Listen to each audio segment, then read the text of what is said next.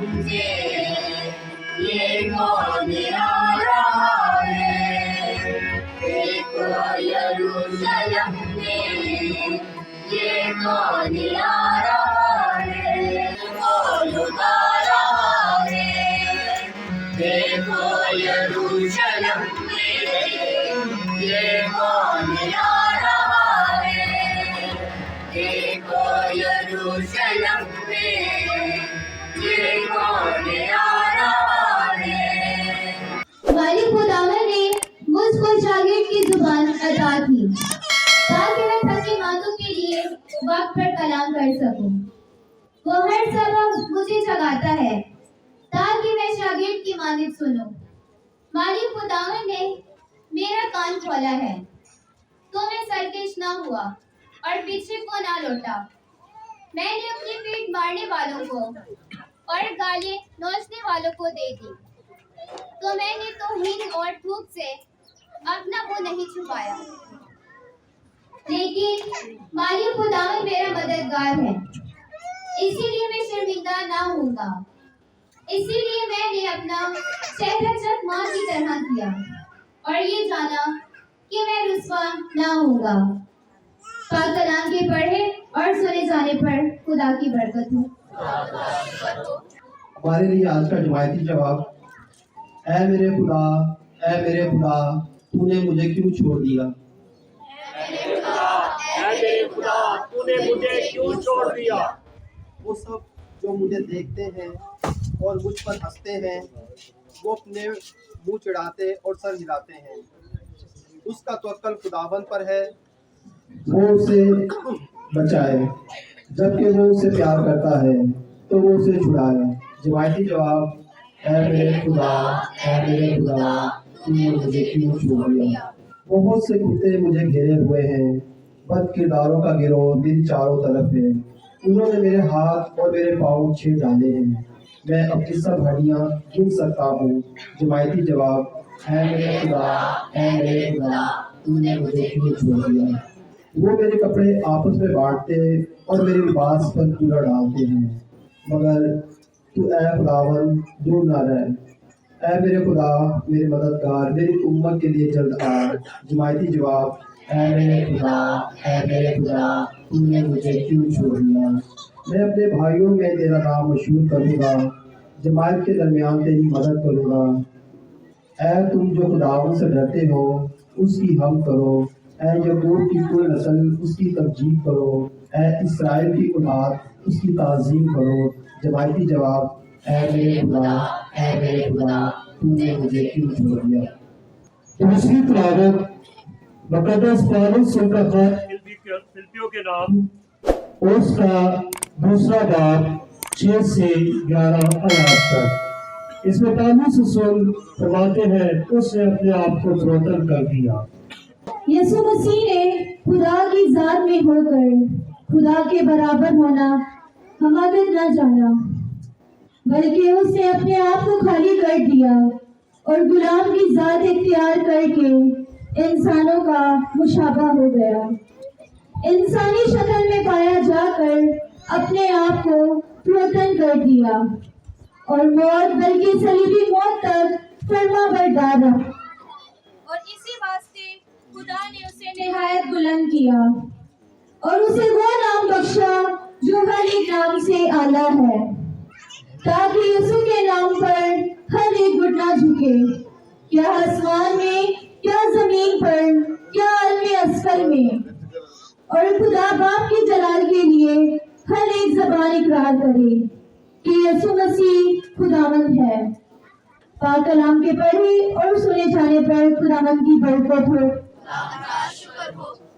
हम खुदावंद यीशु मसीह के दुखों का बयान सुनते हैं, जो कि एक आज के दिन और एक पाक जुमे के रोज सुनते हैं, जिसमें कि हम खुदावंद यीशु मसीह के पकड़वाए जाने से और उसकी सलीबी मौत तक वो तमाम तवील इक़्तिबास सुनते हैं। ये अंजील मुक़द्दस की जगह पे ही है। आप सब अंजील मुक़द्दस के एहतराम में सिर्फ बैठे रहेंगे।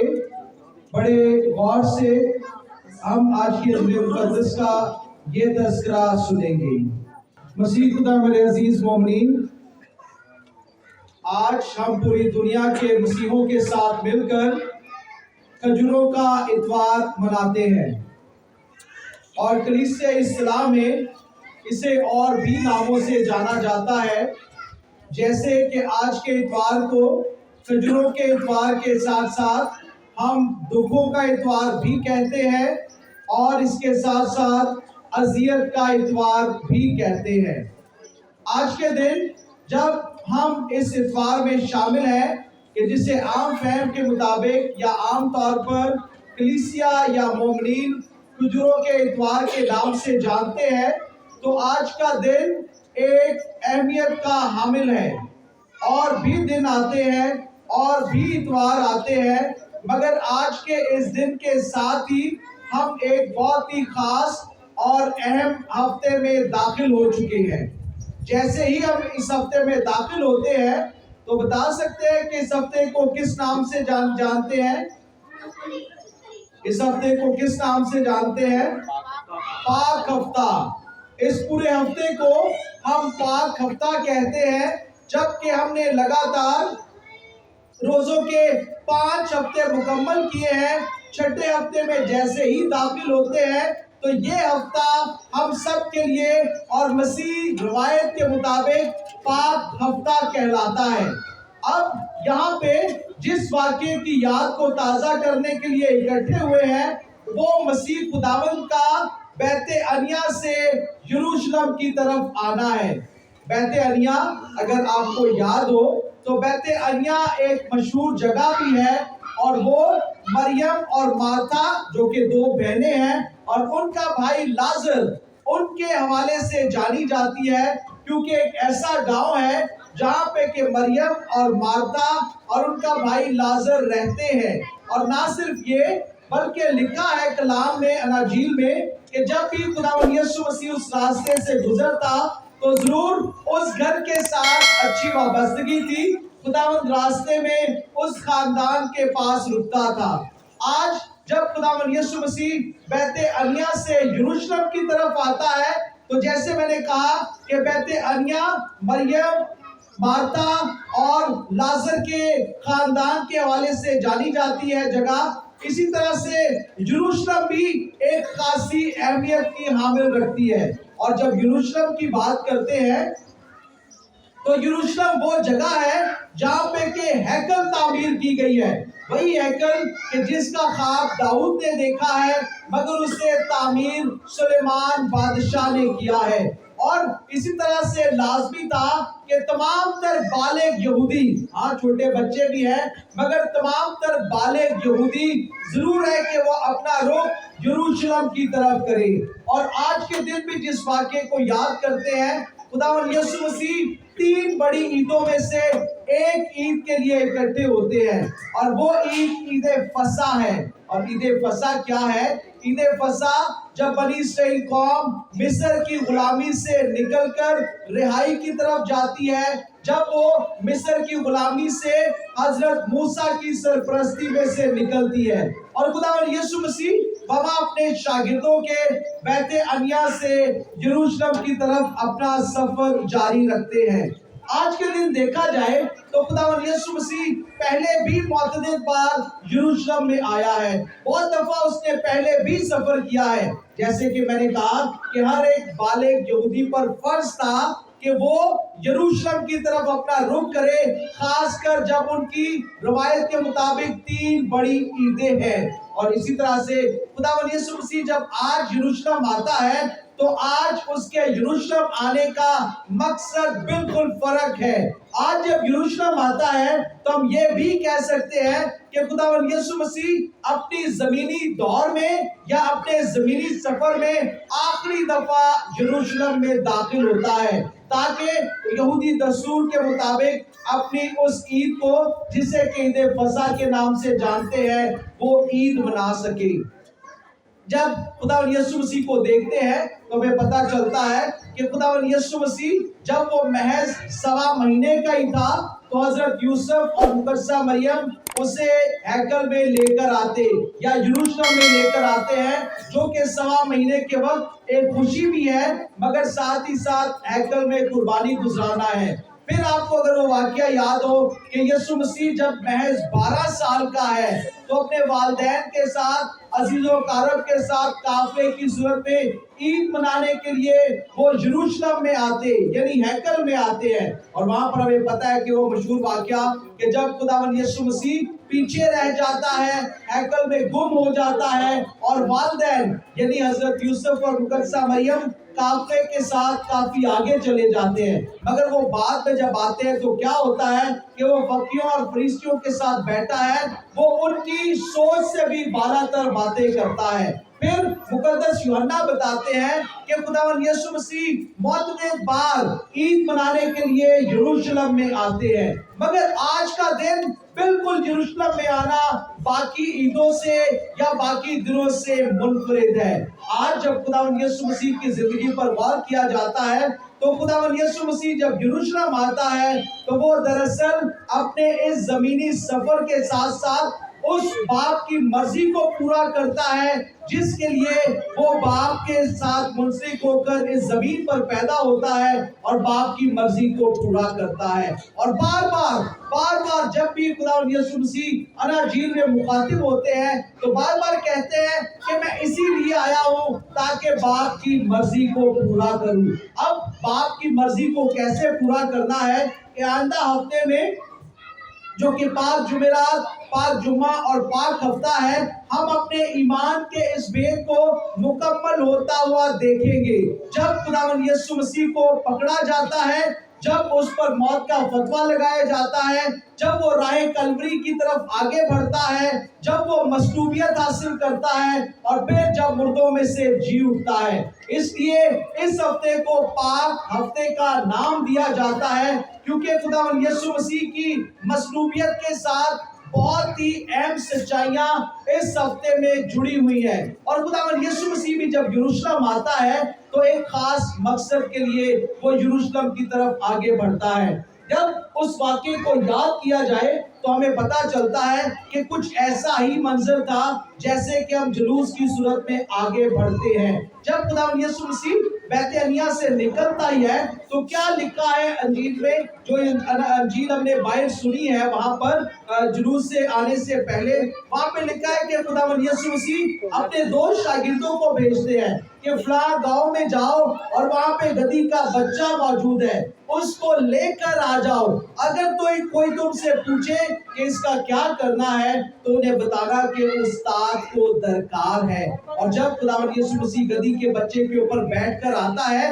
تو راستے میں اگر آپ سے بھی پوچھوں تو یہ نشانات واضح طور پہ اس کی نشاندہی کرتے ہیں کہ خداوند یسوع مسیح جب یروشلم کی طرف آتا ہے تو ایک عجیب سا سما ہے، ایک عجیب سی خوشی ہے، اور وہ خوشی کیا ہے کہ لوگوں نے خداوند یسوع مسیح کو تسلیم کیا ہے، نہ صرف ایک استاد ہونے کی حیثیت سے بلکہ وہ اسے اپنا بادشاہ بھی قبول کرتے ہیں۔ اب وہاں پہ کیا کیا واقعات رونما ہوتے ہیں، کون سے نشانات ہیں؟ سب سے پہلے وہاں پہ کھجوروں کی ٹہنیوں کا لہرایا جانا یا راستے میں بچھایا جانا ہے۔ جب کھجور کی ٹہنی کی طرف دیکھتے ہیں تو ہمیں پتا چلتا ہے کہ یہ ایک ایسی ٹہنی ہے جو کہ سدا بہار جو ہے وہ گرین رہتی ہے، ہری رہتی ہے۔ بائبل مقدس میں متعدد بار اس کا ذکر کیا گیا ہے کہ اور بھی بہت سے جلوس نکالے گئے ہیں۔ جب سلمان بادشاہ بنتا ہے تو اس کی ماں کیونکہ داؤد کی بیوی ہے وہ اس کے لیے اسی طرح کے جلوس کا اہتمام کرتی ہے۔ جب لوگ بائبل مقدس میں پرانے احکام میں جنگ جیت کر آتے ہیں تو وہ اپنے ہاتھوں میں اسی طرح ٹہنیاں لہراتے ہوئے آتے ہیں، اور یہ ٹہنی جو کہ آنکھوں کو دیکھنے میں خوشنما ہے، جس کا کلر کے ہرا ہے یا عام فہم کے مطابق ہم کہتے ہیں زندگی کی علامت ہے، اور اسی طرح سے بائبل مقدس میں دیکھا جائے تو اسے فتح مندی کے نشان سے بھی جانا جاتا ہے۔ جب لوگ اسے لہرا کر آتے ہیں تو یہ فتح مندی کا نشان بھی ہے۔ اسی لیے اس وقت جب لوگوں نے نعرے لگائے ہیں، لوگ کہتے ہیں کہ داؤد کے بیٹے को होशाना, मुबारक है वो जो कि खुदावंद के नाम से आता है। होशाना और मुबारक है वो जो कि खुदावंद के नाम से आता है। जब इन नारों की गूंज सुनते हैं तो हमें पता चलता है कि उनमें से कुछ ऐसे भी लोग हैं जो कि हमेशा जब वो तालीम भी देता है तो उसके खिलाफ बातें करते हैं। मगर आज का दिन ऐसा है कि वहाँ पे तमाम तर लोग, क्योंकि लाखों या हजारों की तादाद में जब लोग यरूशलेम की तरफ अपना रुख करते हैं तो वहाँ पे लोग जो हैं वो इकट्ठे होते हैं और साथ ही साथ खुदावंद यीशु मसीह का बरमला इकरार करते हैं और इसी तरह जुलूस की सूरत में खुदावंद यीशु मसीह को आगे लेकर बढ़ते हैं। फिर वहां पे लोगों ने जहाँ पे के टहनियां उठाई है वहीं पे लोगों ने रास्ते में अपनी चादरें भी बिछाई हैं। और इसी तरह से पीछे भी जब मैं आ रहा था तो चंद चादरें रास्ते में बिछाई गई है। हमें पता है कि जब हमारे घरों पे कोई मेहमान आता है या कोई भी आ जाए तो फौरन से हम क्या करते हैं, अगर चारपाई के ऊपर पुरानी चादर है तो पुरानी चादर को फौरन से निकालते हैं, उनको कहते हैं कि इंतजार करो और फौरन से दूसरी साफ सुथरी चादर उसके ऊपर बिछाते हैं। ये किस चीज की अलामत है? ये अलामत है मेहमान नवाजी की और सबसे बढ़ के कबूलियत की अलामत है कि हम आपको कबूल करते हैं। और भी कोई शख्स आ सकता है जिसके साथ शायद हमारी नाराजगी है या गुस्सा है या जिसे हम कहते हैं कि जी काम के साथ काम रखने वाली बात है, उसे तो हम बैठने के लिए भी नहीं कहते। ये सिर्फ उसके लिए तैयारी करते हैं जिसे हम दिल से कबूल करते हैं, जिसे हम मेहमान नवाजी के लिए, जिसकी मेहमान नवाजी के लिए तैयार होते हैं। इसी तरह से लोग वो थे जिन्होंने के दिल से खुदावंद यीशु मसीह को कबूल किया और उसे अपना बादशाह मानते हैं। इसलिए रास्ते में चादरें बिछाई जाती है, हाथों में टहनियां हैं। और इसी तरह से खुदावंद यीशु मसीह जब गधी के बच्चे के ऊपर बैठकर आता है तो इसका भी एक गहरा मतलब है। गधी के बच्चे के ऊपर बैठ के आना यह उसकी हलीमी और फरोती की अलामत है। पुराने दौर में देखा जाए या कभी जब भी हम फिल्मों में पुरानी मूवीज देखते हैं तो उस वक्त शायद इतना जदीद दौर नहीं था कि जैसे कि आज किसी जंग के लिए जहाजों का इस्तेमाल किया जाता है। आज कोई ना कोई बहरी जहाज भी होता है। आज दुनिया में बहुत से ममालिक ने एटम बम बना लिए हैं दूसरों को तबाह करने के लिए। मगर पुराने दौर में देखा जाए तो जंगें थी वो घोड़ों के ऊपर जंगें लड़ते थे या जो सफर भी करते थे घोड़ों के ऊपर आते हैं। कलाम में भी लिखा है कि जब लोग जंगों के लिए आते थे घोड़ों के ऊपर बैठ के आते हैं, जो कि ताकत की अलामत है, जो कि इक़्तिदार की अलामत है। मगर खुदावंद यीशु मसीह ने इसका ही क्यों चुनाव किया है? अगर इसके बारे में पेशन गोई देखें तो ज़िक्रिया नबी की किताब में पेशन गोई की गई है। और वो पेशन गोई क्या है? क्यों खुदावंद यीशु मसीह गधी के बच्चे के ऊपर बैठ के आता है? वहां पे लिखा है क्या बेटी सहून सुन, देख तेरा बादशाह आता है, वो हलीम और फरोतन है, वो गधी के बच्चे के ऊपर बैठकर आता है। जिसका जिक्र के आज की दूसरी तिलावत में मुकद्दस पौलुस रसूल भी करता है। वो उसकी हलीमी और फरोती के बारे में बताता है कि उसने अपने आप को इतना हलीम और फरोतन बना लिया, मौत बल्कि सलीबी मौत तक वो वफादार रहता है। खुदावंद यीशु मसीह जब शाहना इस्तेमाल किया जाता है तो वहां पे जो भी चीजें इस्तेमाल हुई है, कोई भी निशान वहां पे पाया गया है, उसका गहरा मतलब है। इसी तरह से लोग जो है वो नारा लगाते हैं, वो होशाना का नारा लगाते हैं, जिसका मतलब क्या है कि ऐ खुदावंद आ और हमें बचा, ऐ खुदावंद आ और हमें निजात दे। और साथ ही साथ दाऊद के बेटे को होशाना, आलमे वाला पर होशाना। और इसके साथ क्या होता है, एक और बात वहां पे वाक़या होती है कि हजूम में से एक शख्स आता है खुदावंद यीशु मसीह के पास और वो क्या कहता है, क्या उस्ताद ऐ रबी अपने शागिर्दों को और इन लोगों को मना कर, ये क्या नारे लगाते हैं? क्योंकि उस वक्त जो दौर था, जो जिसके गुलाम थे यानी यहूदी जिनके गुलाम थे, वो रोमी हुकूमत है और रोमी हुकूमत यहूदियों पर मुसल्लत है। और उन्हें किस चीज का डर था? उन्हें डर सिर्फ इस चीज का था कि अगर हमने इसे अपना बादशाह तस्लीम कर लिया, या अगर हमने इसे अपना बादशाह कबूल कर लिया तो रोमी आकर हम पर हमला कर देंगे। इसीलिए उस साल का जो काहिने आजम था, उनके लिए जो काहिने आजम मतलब बहुत सारे काहिन थे, मगर उनका जो सबसे बड़ा चीफ प्रीस्ट इंग्लिश में कहते हैं, या जो काहिन आजम है बड़ा, उसने क्या फैसला किया? जरूर है कि अगर इससे पहले कि लोग इसे कबूल करें, इसे बादशाह बनाए और रोमी हुकूमत तमाम तर लोगों को, यहूदियों को मार दे, बेहतर है कि कौम के लिए एक शख्स का कत्ल होना बेहतर है। इसलिए एक शख्स को मार दिया जाए, किसी को मार दिया जाए, खत्म कर दिया जाए, इससे पहले कि पूरी कौम को तबाह कर दिया जाए। और वहां पे खुदावंद यीशु मसीह क्या कहते हैं? खुदावंद यीशु मसीह ने आज उस शख्स को जो क्या कहता है, क्या रबी या उस्ताद, इससे मना कर या इन्हें मना कर जो तेरे हक पे नारे लगाते हैं। आज खुदावंद यीशु मसीह कहता है कि अगर आज ये लोग चुप कर जाएंगे तो ये पत्थर भी चिल्ला उठेंगे। अब खुदावंद यीशु मसीह की ये बात कहना बहुत ही बड़ी बात है। क्या खुदावंद यीशु मसीह ने क्यों ये बात कही है? क्योंकि उससे पेशतर जब भी आप देख ले तो जब भी खुदावंद यीशु मसीह ने कोई भी मौजज़ा किया है तो खुदावंद यीशु मसीह कहता है किसी को ना बताना।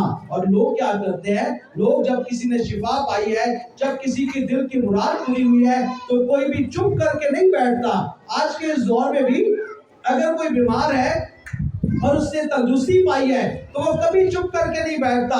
अगर किसी के साथ कोई मौजज़ा हो गया है, अगर किसी के दिल की मुराद पूरी हुई है, तो लोग क्या करते हैं? लोग कहते हैं जी मैं गवाही देना चाहता हूँ। कोई भी चुप करके नहीं बैठता।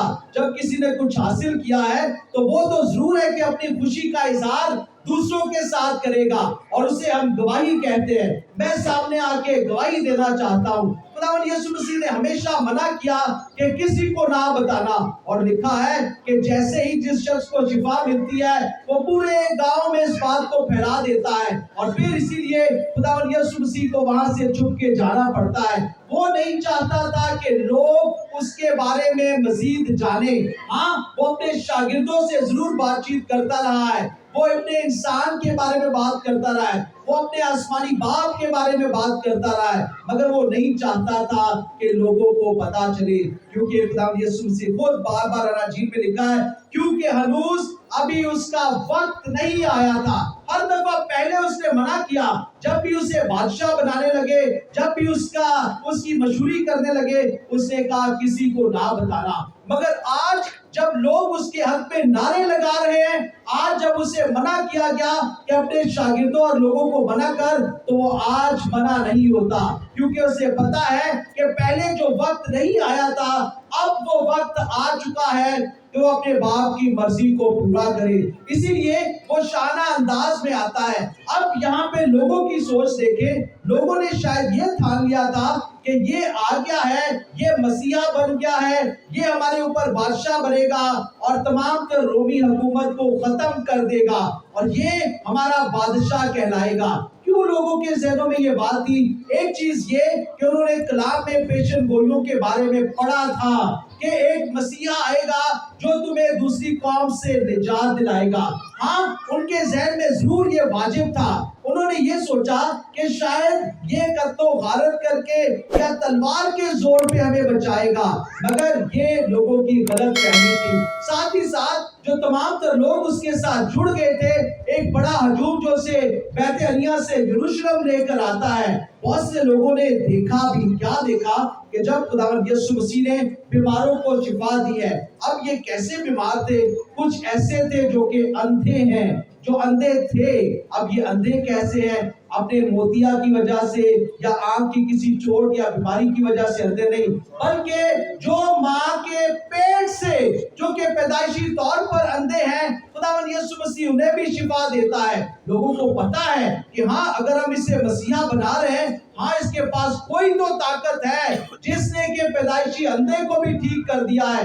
हाँ, वो तमाम तर जो कि कोढ़ के मरीज हैं, जिन्हें के उसके अपने घर वालों ने बाहर निकाल के छोड़ दिया है, क्योंकि कोढ़ कुछ और इमराज के साथ कोढ़ भी जो है वो अछूत की बीमारी समझा जाता है, और है भी क्योंकि ये भी किसी को लग जाता है, एक दूसरे में मुंतकिल होता है। इसलिए जब भी आप अक्सर आपने देखा हो कोई भी जो अछूत की बीमारी है या टेंजिबल जिसे कहते हैं, ڈاکٹر مشورہ دیتے ہیں کہ ان سے اپنے برتنوں کو علیحدہ کر لیا جائے یا ان کے برتن علیحدہ دے دیے جائیں. شاید کئی دفعہ لباس بھی ہے استعمال کے لیے وہ بھی علیحدہ کر دیا جائے تاکہ بیماری کسی اور کو نہ لگے. مگر خداوند یسوع مسیح نے وہ تمام تر لوگ جنہیں کہ رد کر دیا جاتا ہے ان کو بھی شفا دیتے ہیں. لوگوں کے ذہنوں میں تھا کہ شاید ضرور یہ وہی بادشاہ ہے. پھر وہ تمام تر لوگ جنہوں نے کسی طرح معجزے کا تجربہ کیا ہے وہ سب کے سب کیونکہ عید منانے آ رہے ہیں آج سب اکٹھے ہو کر خداوند یسوع مسیح کو اپنے ہاتھوں پر اٹھا لیتے ہیں. اور ساتھ ہی ساتھ جب شاگردوں کا عالم دیکھیں تو شاگردوں نے کیا کیا ہے.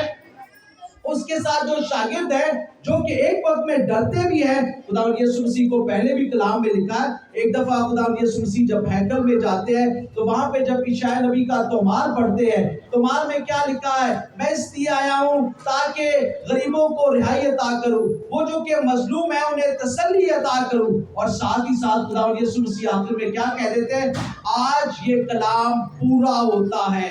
اور لوگ غصہ ہو جاتے ہیں کہ یہ کیسا شخص ہے کہ اس نے اپنے ساتھ پردے کے ساتھ کہہ دیا کہ یہ کلام پورا ہو گیا ہے. وہ اسے اس عبادت خانے سے باہر لے جا کر لکھا کہ پہاڑ سے گرانے کی کوشش کرتے ہیں مگر یسوع ان کے درمیان میں سے نکل جاتا ہے کیونکہ وقت اب نہیں آیا. شاگرد بھی ڈرتے ہیں کہ یسوع تعلیم تو دیتا ہے مگر ساتھ ہی ساتھ لوگ اسے پکڑنے کی کوشش کرتے ہیں. شاگردوں کے ذہن میں تھا کہ شاید موت کا خطرہ ٹل چکا ہے کیونکہ خود خداوند یسوع مسیح نے اپنی موت کے بارے میں شاگردوں کو پہلے سے آگاہ کیا تھا. کیسے آگاہ کیا؟ 3 دفعہ خداوند یسوع مسیح نے اناجیل میں اپنی موت کی پیشن گوئی کی ہے. ضرور ہے کہ ابن انسان فقیوں اور فریسیوں کے حوالے کیا جائے گا اور وہ اسے صلیب دیں گے اور وہ مردوں میں سے جی اٹھے گا. ایک وقت اگر آپ کو یاد ہو تو مقدس پطرس جو کہ شاگردوں کی نمائندگی کرتا آیا ہے, مقدس پطرس نے کیا کہا تھا, اے خداوند تو کیسی باتیں کرتا ہے. ہاں کیونکہ اس نے تو خداوند یسوع مسیح کو ایسے معجزات کہ وہ خود مردوں کو زندہ کرتا ہے, جس نے لازر کو بھی زندہ کیا ہے, جس نے بیوہ کے بیٹے کو بھی زندہ کیا ہے. اور وہ کہتا ہے کہ اے خداوند تو کیسی باتیں کرتا ہے. ہاں تو خود دوسروں کو زندہ کرتا ہے, تو اپنی موت کے بارے میں بات کرتا ہے. اور خداوند یسوع مسیح سے کیا کہتے ہیں, اے شیطان دور ہو کیونکہ تو انسانی سوچ اور انسانی فطرت رکھتا ہے مگر یہ باتیں میرے باپ کی طرف سے مجھ تک پہنچی ہیں. پھر خداوند یسوع مسیح لوگوں کو بھی کیا کہتے ہیں کہ اس ہیکل کو ڈھا دو تو میں اسے 3 دن میں کھڑا کر دوں گا. لوگ کہتے ہیں کہ ہمارے آباء و اجداد نے, ہمارے پہلے والدین نے اس ہیکل کو 46 برس میں قائم کیا ہے مگر یہ 3 دن میں اسے کھڑا کرنے کی بات کرتا ہے. پھر خداوند یسوع مسیح کیا کہتے ہیں, جس طرح یونس 3 دن اور 3 رات مچھلی کے پیٹ میں رہا, ضرور ہے کہ ابن انسان بھی اسی طرح سے 3 دن قبر کی کوکھ میں رہے گا اور پھر مردوں میں سے جی اٹھے گا. پہلے سے اس نے اپنے شاگردوں کو اور لوگوں کو اس بابت بتا دیا ہے مگر شاید شاگردوں کو بھی یہ تھا کہ اس کی موت کی خبر ختم ہو چکی ہے. یہ جو اپنی بابت مرنے کی بات کرتا ہے شاید یہ خطرہ ٹل گیا ہے کیونکہ بہت سارے ہزاروں لوگوں نے اسے بادشاہ تسلیم کر لیا. شاگرد بھی اس کے ساتھ سینہ تان کے چلتے ہیں اور کیا کہتے ہیں, شاید یہ خطرہ ٹل گیا ہے, اب یہ ہمارے لیے مسیحا بن گیا ہے. عزیز مومنین, جب خداوند یسوع مسیح یروشلم کی طرف جاتے ہیں تو ہماری نجات کے وہ تمام تر دن شروع ہو جاتے ہیں جبکہ خداوند یسوع مسیح گتسمنی کے باغ میں پکڑوایا جاتا ہے. ہاں لوگوں نے یہ خیال کیا کہ یہ ہمارا بادشاہ آ گیا ہے, پیر گیا, منگل گیا, بدھ گیا. لوگوں نے دیکھا اس نے تو کچھ بھی نہیں کیا. ہاں ہم اسے لے کر ضرور آئے تھے مگر اس نے تو کچھ بھی نہیں کیا. اور وہ نعرے جو کہ ہوشانہ کے ہیں, اے خداوند ہمیں بچا, وہ نعرے جس میں اسے داؤد کے بیٹے سے تشبیہ دیتے ہیں, وہ نعرے جسے کہتے ہیں کہ مبارک ہے ہمارے باپ داؤد کی بادشاہی جو کہ ابدی بادشاہی ہے, وہ تمام تر نعرے بدل جاتے ہیں. اس لیے آج کے اتوار کو اذیت یا دکھوں کا اتوار بھی کہا جاتا ہے. پہلے ہم نے شاہانہ طور پر اسی طرح سے تمام تر نشانات کے ذریعے اقتباس کو یاد کرتے ہوئے خوشی کے ساتھ یہاں پر آئے نعرے لگاتے ہوئے، مگر جیسے ہی دکھوں کا بیان سنتے ہیں تو ہمارے ذہنوں میں وہ منظر آ جاتا ہے جب وہی لوگ خدا یسوع مسیح کو نہ صرف پکڑواتے ہیں بلکہ کہتے ہیں لے جا اسے صلیب دے، یہاں تک کہ عزیز مومنین اس کے اپنے بھی ساتھ چھوڑ دیتے ہیں۔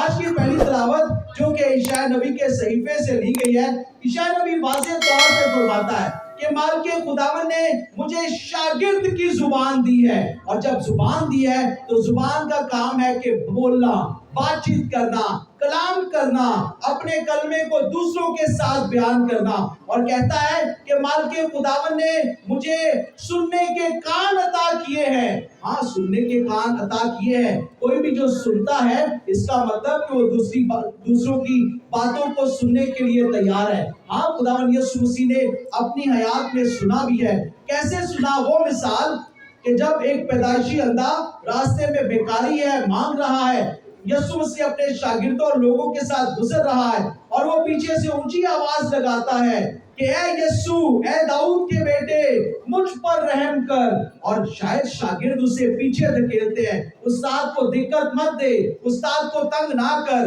مگر جیسے ہی خداوند یسوع مسیح اس کی آواز کو سنتے ہیں تو اسے اپنے پاس بلاتے ہیں، اور نہ صرف یہ بلکہ اس سے بینائی بھی عطا کرتے ہیں۔ مالک خداوند نے مجھے بھیجا ہے تاکہ میں دوسروں کے لیے تسلی بن سکوں، میں دوسروں کے لیے تسلی کی آواز بن سکوں۔ اناجیل میں بار بار خداوند یسوع مسیح نے اس بات کا ذکر کیا ہے کہ اے بوجھ سے دبے ہوئے تھکے ماندو، میرے پاس آؤ، میں تمہیں آرام دوں گا۔ آج کے انجیل مقدس میں نہ صرف یہ بلکہ خداوند یسوع مسیح کے بارے میں وہ پیشن گویا کی گئی ہے جب اسے مارا جاتا ہے، جب اسے گھسیٹا جاتا ہے، جب خداوند یسوع مسیح کو عدالت میں لے کر آیا جاتا ہے، اور انجیل مقدس واضح طور پہ آنے والے دنوں کا بیان کرتی ہے۔ عزیز مومنین، آج کے تمام تر جب واقعے کو دیکھتے ہیں، جب وہ یروشلم کی طرف آتا ہے تو یہاں پہ کیا نظر آتا ہے؟ جہاں پہ خداوند یسوع مسیح کی باپ کے ساتھ وفاداری کا ثبوت ملتا ہے۔ اب یہ وفاداری کیا ہے؟ یہ وفاداری اپنے وعدے کو نبھانا ہے، یہ وفاداری آپس میں ایک دوسرے کی بات کو سننا ہے، یہ وفاداری آپس میں میل ملاپ ہے۔ حالانکہ شاگرد جو ہیں وہ بے وفائی کرتے ہیں، لوگ تو بے وفائی کر چکے ہیں، ایک وقت میں اس کے حق میں نعرے لگا کے اگلے ہی ہفتے میں اس کے خلاف ہے، وہ بے وفائی کر جاتے ہیں، لے جا اسے صلیب دے، مگر اس کے ساتھ ساتھ شاگرد بھی بے وفائی کر جاتے ہیں، سب کے سب اسے چھوڑ کے بھاگ جاتے ہیں۔ حالانکہ یہاں تک کہ جو پترس جو تمام تر شاگردوں کی نمائندگی کرتا ہے، جس سے خداوند یسوع مسیح نے کلیسیا بنانے کا کہا اور کہا کہ تو چٹان ہے، کیفا ہے، اسی کیفا اور چٹان پر اپنی کلیسیا بناؤں گا، وہ بھی عدالت کے احاطے میں جا کے خداوند یسوع مسیح کا انکار کرتا ہے۔ لوگ اس کے پاس آتے ہیں، ایک عورت بھی اس کے پاس آتی اور اس سے کیا کہتی ہے کہ کیا ہم نے تجھے اس کے ساتھ نہیں دیکھا، یعنی یسوع کے ساتھ نہیں دیکھا؟ تو پترس کہتا ہے نہیں، میں تو اسے جانتا ہی نہیں۔ وہاں پر تمام تر شاگرد بھی بما پترس کے خداوند یسوع مسیح کا انکار کرتے ہیں، ان کی بے وفائی نظر آتی ہے۔ یہ بالکل اسی طرح سے ہے جس طرح کے چڑھتے سورج کو سب لوگ سلام کرتے ہیں۔ ہاں، یہ ہماری کہاوت بھی ہے، ہمارا جو بھی نیا باس آئے گا، جو بھی ہمارے اوپر آئے گا، ضرور ہے کہ ہم اسے سلام کرتے ہیں، یا جس سے بھی ہمیں کام ہوگا، جس سے ہمیں مطلب ہوگا، ہم اس کی خوشامد بھی کرتے، اسے سلام کرتے ہیں۔ جب کام نکل جاتا ہے تو سب چھوڑ کے بھاگ جاتے ہیں، تو کون اور میں کون؟ اور شاگردوں نے بھی کچھ ایسا ہی کیا، وہ رومی حکومت کے ڈر سے، یہودیوں کے ڈر سے خداوند یسوع مسیح کو چھوڑ دیتے ہیں، مگر صرف اور صرف خداوند یسوع مسیح وفاداری کا اظہار کرتا ہے، اور وہ وفاداری باپ کے ساتھ وفاداری تھی۔ اسی لیے وہ جب گتسمنی کے باغ میں جمعرات کو بھی ہم سنیں گے، باپ سے کیا کہتا ہے کہ اے باپ، انسانی فطرت ہے کہ جس طرح انسان اگر کسی کو پتا چلے کہ اس کی زندگی کے چند ایام رہ گئے، جسے پتا چلے کہ ڈاکٹرز اکثر جواب دے دیتے ہیں، اور اس کی ہوش میں اسے پتا چلے کہ ڈاکٹر سے کہا ہے کہ بس گھر لے جاؤ اور دعا کرو، اس کے ساتھ کیا بیتی ہوگی، یا وہ کیا سوچتا ہوگا کہ میرے پاس تو صرف جینے کے لیے چند دن ہے۔ خداوند یسوع مسیح بھی انسان ہوتے ہوئے یہ فطرت تھی کہ وہ لکھا ہے کہ جب وہ باغ میں تھا تو اس کا پسینہ پانی کی بجائے خون کی بوندوں میں گرتا ہے، اور خداوند یسوع مسیح جب اس پریشانی کی حالت میں ہے، اس تذبذب میں ہے، تو خداوند یسوع مسیح کیا باپ سے کہتا ہے کہ اے باپ اگر ہو سکے تو یہ پیالہ مجھ سے ٹل جائے، مگر پھر بھی میری نہیں بلکہ تیری مرضی پوری ہو۔ ہمیشہ وہ باپ کی مرضی کو اپنے سامنے رکھتا ہے، اور اس صلیبی موت، صلیبی راستے کے لیے، اس اذیت کے لیے وہ بالکل تیار ہے۔ حالانکہ اس نے خود اتنے معجزات کیے ہیں، وہ تو دوسروں کو بچاتا ہے، مگر اب وہ ہم سب کو بچانے کے لیے، ہماری نجات کے لیے خود تیار ہو جاتا ہے اور باپ کے ساتھ وفادار رہتا ہے۔ عزیز مومنین، آج خداوند یسوع مسیح کی وفاداری کو دیکھتے ہوئے جو درس کلام سے اور آج کے دن سے ہمیں ملتا ہے کہ ہم انسان بھی آپس میں ایک دوسرے کے ساتھ وفادار رہیں، چاہے وہ خاندانی زندگی میں میاں اور بیوی ہے، چاہے وہ آپس میں بہن بھائی ہیں، چاہے ہمارے آپس میں رشتے ناتے ہیں، چاہے ہمارے دوست ہیں، چاہے جہاں پہ بھی ہم کام کرنے کے لیے جاتے ہیں، ضرور ہم ایک دوسرے کے ساتھ اور اپنے کام کے ساتھ وفادار رہیں، کبھی بھی بے وفائی نہ کریں، کیونکہ بے وفائی کا نتیجہ اچھا نہیں ہوتا ہے۔ وہ تمام تر لوگ جو کہ وفادار رہتے ہیں وہ اس کا اجر بھی پاتے ہیں، جیسے کہ خداوند یسوع مسیح جان دینے تک وفادار رہا ہے، تو ضرور ہے کہ باپ نے اسے سرفرازی بھی عطا کی ہے، وہ مردوں میں سے جی اٹھتا اور باپ کے ساتھ ایک ہوتا ہے۔ آئے آج کے کلام پر غور کرتے ہوئے، آج کے اس دن پر غور کرتے ہوئے، جب کہ ہم پاک ہفتے میں داخل ہوں گے، خدا سے دعا کریں کہ یہ ہفتہ ہم سب کے لیے روحانی طور پر بھرپور ہفتہ ہو۔ بڑی سنجیدگی کے ساتھ اس ہفتے میں سے گزرتے ہوئے اپنی ایمانی روایات کو یاد کریں اور ہمیشہ خداوند میں پیوستگی حاصل کرتے ہوئے خداوند کے ساتھ اور ایک دوسرے کے ساتھ وفادار رہیں۔ مسیح خداوند کی وسیلہ سے